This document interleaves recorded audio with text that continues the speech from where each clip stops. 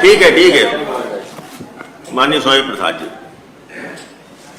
माननीय सभापति महोदय जी,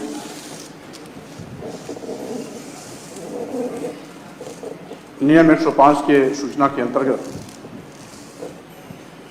पूरे प्रदेश और देश में जाति आधारित जनगणना की मांग को लेकर के प्रस्तुत की गई है। मान्यवर, आज हमारी केंद्र की सरकार, प्रदेश की सरकार आजादी के 75वें वर्ष के अवसर पर अमृत महोत्सव मना रही है। अच्छा होता कि आज जातीय स्तर पर जो भेदभाव है उसको अब तक खत्म करके हम विकास की मुख्य धारा में सब एक साथ कदम ताल करते नजर आते। लेकिन देश की एक बहुत बड़ी आबादी अपनी उपेक्षा और मुख्य धारा से दूर रहने की चिंता को लेकर के लगातार मांग करती रही कि जातिवार जनगणना कराई जाए, लेकिन सरकारें कान में तेल डाल करके बैठी रही। यद्यपि इस देश में ब्रिटिश हुकूमत के दौरान 1872 में जाति जनगणना का कार्य प्रारंभ हुआ, हर 10 साल बाद अनवरत 1931 तक लगातार जाति जनगणना होती रही। 1931 के बाद जाति जनगणना बंद हो गई और जिसके नाते मानवर आज पिछड़ी जातियों को तमाम ऐसे मौकों पर बजट की समानुपातिक हिस्सेदारी में, आरक्षण के अधिकार में, अन्य क्षेत्रों की समुचित भागीदारी में उसे वंचित किया जाता रहा है। और मान्यवर 1931 के बाद जब 1951 में जाति जनगणना हुई, यह मांग तो तब से चलती रही, लेकिन सरकार जाति जनगणना कराने से कतराती रही। यहां तक कि 2011 में जाति जनगणना के आंकड़े तैयार तो किए गए थे, लेकिन उसको भी सार्वजनिक नहीं किया गया। इस देश के प्रधानमंत्री माननीय जवाहरलाल नेहरू जी रहे हो या माननीय अटल बिहारी वाजपेयी जी रहे हो, सभी से उम्मीदें की जाती रही हैं। यहां तक कि आज जो केंद्र में और प्रदेश में सरकार में है, भारतीय जनता पार्टी भी जब विपक्ष में थी तो 2010 की पार्लियामेंट में माननीय गोपीनाथ मुंडे जी ने अपना वक्तव्य दिया था कि यदि 2011 में जाति गणना का आंकड़ा तैयार प्रस्तुत नहीं कराया जाता, जनगणना नहीं कराई जाती, तो पिछड़े वर्गों को 10 वर्ष और भी लाभ से वंचित होना पड़ेगा। यह गोपीनाथ मुंडे ने चिंता जाहिर की। यही नहीं मालूम, अब यही 2019 लोकसभा चुनाव के पूर्व तत्कालीन देश के गृह मंत्री, वर्तमान में रक्षा मंत्री माननीय राजनाथ जी ने भी सार्वजनिक मंचों से घोषणा किया था कि हम जाति जनगणना कराएंगे। मानव,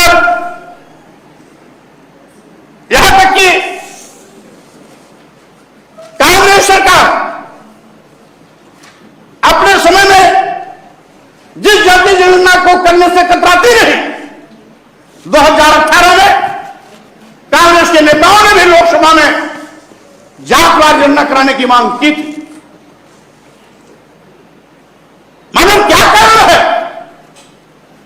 कि विपक्ष में रहने पर भारतीय जनता पार्टी, विपक्ष में रहने पर कांग्रेस पार्टी, जिनकी केंद्र में सरकारें रही हैं, वो जाति जनगणना कराने की मांग तो करती है, लेकिन सत्ता में आने के बाद जाति जनगणना कराने से बचती हैं।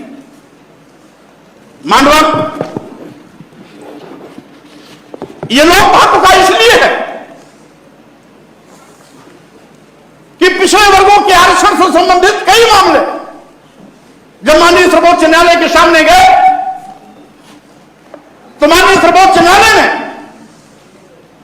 उस समय जातीय पिछड़ों की जातीय आंकड़े को प्रस्तुत करने के लिए कहा, तो सरकार हमेशा पल्ला झाड़ लेती रही कि चूंकि जातिवाद जनगणना नहीं है इसलिए पिछड़ी जातियों का आंकड़ा भी उपलब्ध नहीं है, यह कह के पल्ला झाड़ लेती।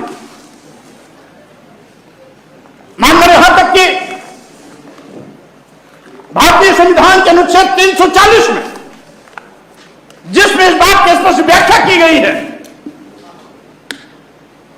कि समाज में सामाजिक और शैक्षणिक पिछड़ेपन के आधार पर पिछड़ी जातियों को चिन्हित करने के लिए केंद्र सरकार या प्रदेश सरकार समय समय पर आयोग का गठन कर उसको रेखांकित करे और उनको मुख्य धारा में लाने के लिए, विकास सुनिश्चित करने के लिए, समानुपातिक हिस्सेदारी देने के लिए, आरक्षण का व्यवस्था करने के लिए ये सरकारें आयोग के माध्यम से रिपोर्ट लेकर के उसको सूचित कराने का काम कर सकती है। इसी क्रम में कभी काका कालेलकर का आयोग बना था। इसी 340 अनुच्छेद के क्रम में कभी मंडल आयोग का गठन हुआ था। मंडल आयोग के चेयरमैन बीपी मंडल जी ने जब मंडल आयोग की सिफारिशों को लागू करने का काम किया था तो लागू करते वक्त स्पष्ट इस बात की व्याख्या की थी कि चूंकि वर्तमान में जातीय जनगणना का आंकड़ा उपलब्ध नहीं है इसलिए 1933 की जातीय जनगणना के आधार पर जिनकी आबादी इनकी 52% है उसके क्रम में हम इनको आरक्षण देने की व्यवस्था की सिफारिश कर रहे हैं। और मान्यवर, आपके माध्यम से हम इसलिए भी अनुरोध करना चाहते हैं कि आगे जिस तरीके से बड़ा पैमाने पर बड़ी आबादी पिछड़े वर्गों की है लेकिन घोर उपेक्षा की शिकार होती है, सहभागिता से वंचित होती है और इसका औचित्य इसलिए भी है कि तमाम पिछड़ी जातियां अपने को पिछड़े वर्ग में शामिल कराने के लिए समय समय पर आंदोलन करते हैं, बड़े बड़े धरना प्रदर्शन भी होते हैं, आगजनी भी होती है, तोड़फोड़ भी होता है, करोड़ों अरबों का नुकसान भी होता है। इसलिए उसकी उस घटना की पुनरावृत्ति न हो इसलिए मानवर जातीय आंकड़े इकट्ठा करके सभी को सामाजिक शैक्षणिक पिछड़ेपन के आधार पर उनको समानुपातिक हिस्सेदारी देने की व्यवस्था की जानी चाहिए। लेकिन यह तभी संभव है जब जातिवार आंकड़ा होगा। इसी के साथ ही साथ जातीय आंकड़ा के अभाव में जो बजट का समानुपातिक वितरण होता है मानव वो भी नहीं हो पाता। यद्यपि आज भारतीय संविधान के निर्देशों के क्रम में अनुसूचित जात का लगातार आरक्षण होता है जिसका सरकार उसी आंकड़े के आधार पर जातवार गिनती होती है उसी के आधार पर सरकारें उनको आरक्षण तथा समानुपातिक बजट की हिस्सेदारी देने का भी काम करते हैं। इसी प्रकार से भारतीय संविधान के 340 अनुच्छेद के क्रम में इनका भी जातवार आंकड़ा सूचित कराना चाहिए। हम तो ये भी कहना चाहेंगे, निवेदन करना चाहेंगे आपके माध्यम से, केवल पिछड़ी जात का ही नहीं सभी जातियों का हो जाना चाहिए, जिससे कि कम से कम जब जातवार आंकड़ा हो जाएगा तो किसी को दोबारा जातवार जनगणना की बात नहीं उठानी पड़ेगी। इसलिए मानवर हम केवल पिछड़ों की नहीं, हम तो पिछड़ों के लिए मांग तो करते हैं, लेकिन अगर सरकार सबका जातवार आंकड़ा सूचित भारतीय जनगणना कराती है तो भी उस पर हमको कोई आपत्ति नहीं है।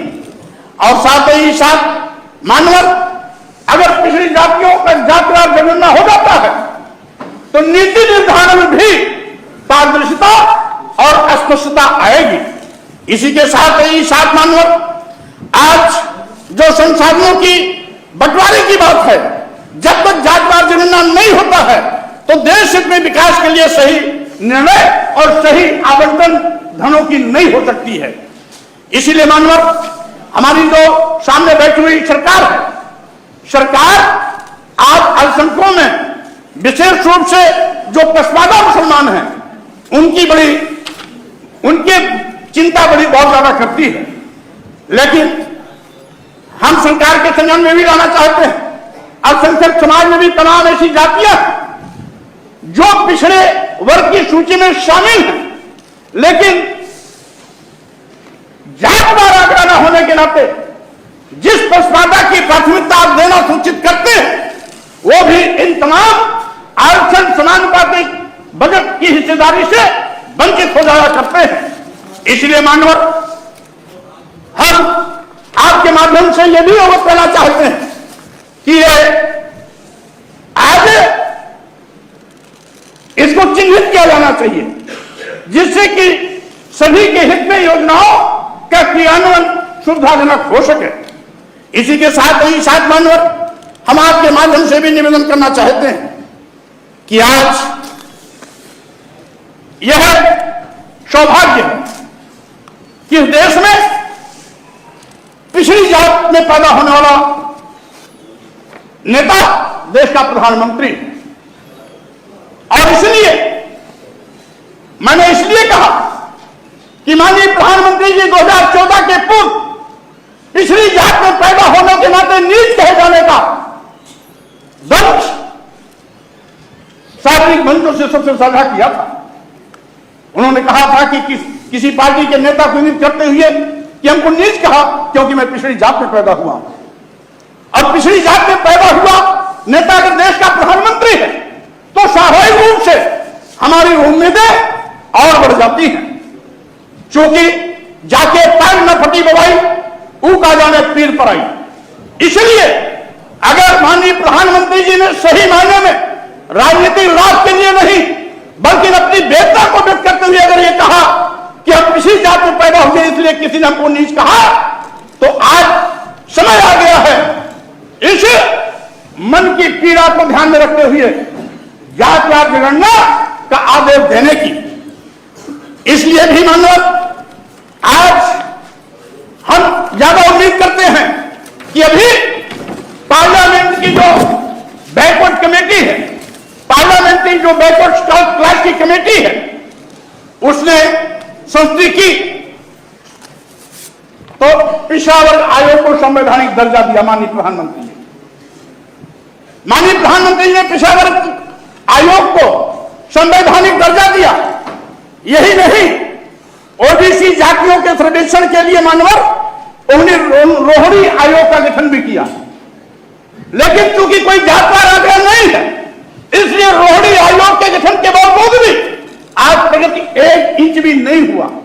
यहां तक कि माननीय प्रधानमंत्री जी ने रोहिणी आयोग के गठन की उसका जो समय सीमा है कई बार बढ़ाया, लेकिन रोहिणी आयोग भी हाथ हाथ रख करके बैठ गई है। तो स्वाभाविक रूप से मानव आज जब आपका गठित रोहिणी आयोग निष्प्रभावी निष्क्रिय है क्योंकि जात का आंकड़ा नहीं है।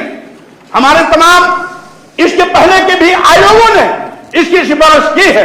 माननीय सर्वोच्च न्यायालय ने भी जातवार आंकड़ा मांगा है। जातवार आंकड़ा आज देश की प्रमुख मांगों का मुद्दा बन गया है। इसलिए मानव आपके माध्यम से मैं सरकार से निवेदन करना चाहता हूं कि इस जातवार आंकड़ा को जातवार जनगणना को कराने की बात को स्वीकार करें। अभी उत्तर आएगा मामला केंद्र का, प्रदेश का, लेकिन अनुच्छेद 340 भारतीय संविधान के अनुच्छेद 340 के अंतर्गत केंद्र सरकार और प्रदेश सरकार दोनों इस बात के लिए अधिकृत हैं। अगर मान लीजिए केंद्र सरकार हीराफानी करती है तो प्रदेश सरकार उत्तर प्रदेश में इस जातीय जनगणना को करा सकती है। इसमें केंद्र सरकार के पक्ष में बात डाल करके यह इस जिम्मेदारी और जवाबदेही से बच नहीं सकती है, क्योंकि भारतीय संविधान अनुच्छेद 340 केंद्र सरकार प्रदेश सरकार दोनों को इसको बराबर अधिकृत करती है कि सामाजिक शैक्षणिक पिछड़ेपन के आधार पर आज चिन्हित करा करके जातवार गणना के माध्यम से इसका सही मूल्यांकन आकलन कर उनको समुचित भागीदारी देने का काम करें।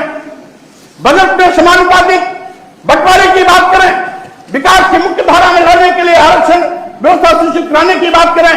इसलिए मानवर आपके माध्यम से निवेदन करता हूं कि आप इत्तेफाक से नेता सदन के रूप में हमारे वरिष्ठ मंत्री माननीय सोमदेव जी बैठे हुए हैं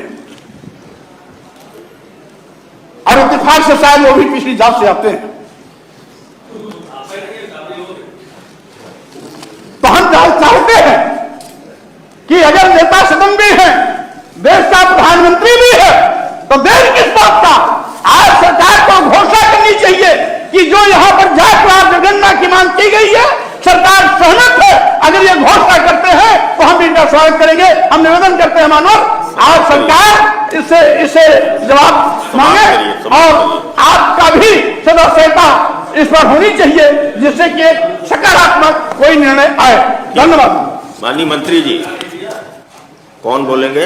उत्तर प्रदेश सरकार के केंद्र सरकार को सिफारिश तो भेज ही सकती है मनवर। कार्य स्थगन स्वीकार करते हैं और सरकार को आवश्यक कार्रवाई हेतु भेजते हैं। बहुत बड़ा मनवर।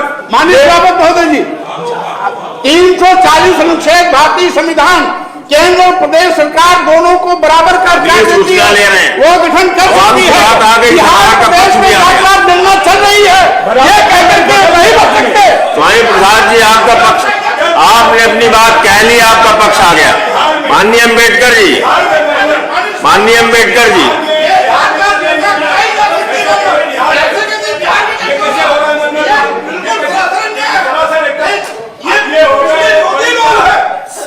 देखिए ऐसा है माननीय सदस्य ऐसा है, सरकार, माननीय उत्तम जी, सरकार को जो उत्तर देना था सरकार ने उत्तर दे दिया।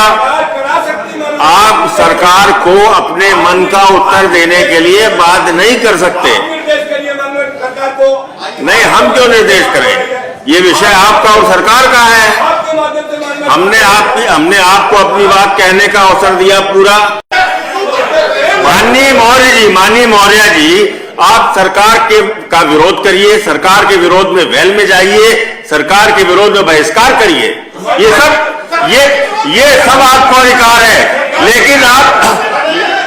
लेकिन आप कहें कि पीठ से निर्णय करा जाए, इसके लिए आप वेल में आएंगे, ये उचित नहीं है और ये स्वीकार्य भी नहीं है।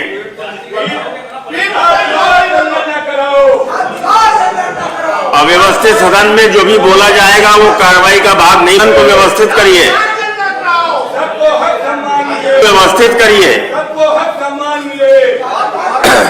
माननीय लाल बिहारी जी, नेता समाजवादी पार्टी,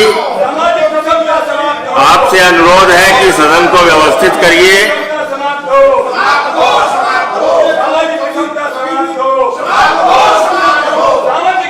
माननीय लाल बिहारी जी, अपने सदस्यों को कहिए सदन को व्यवस्थित करें, अपना आसन ग्रहण करें। गोपाल जी, चलिए अब हो गई।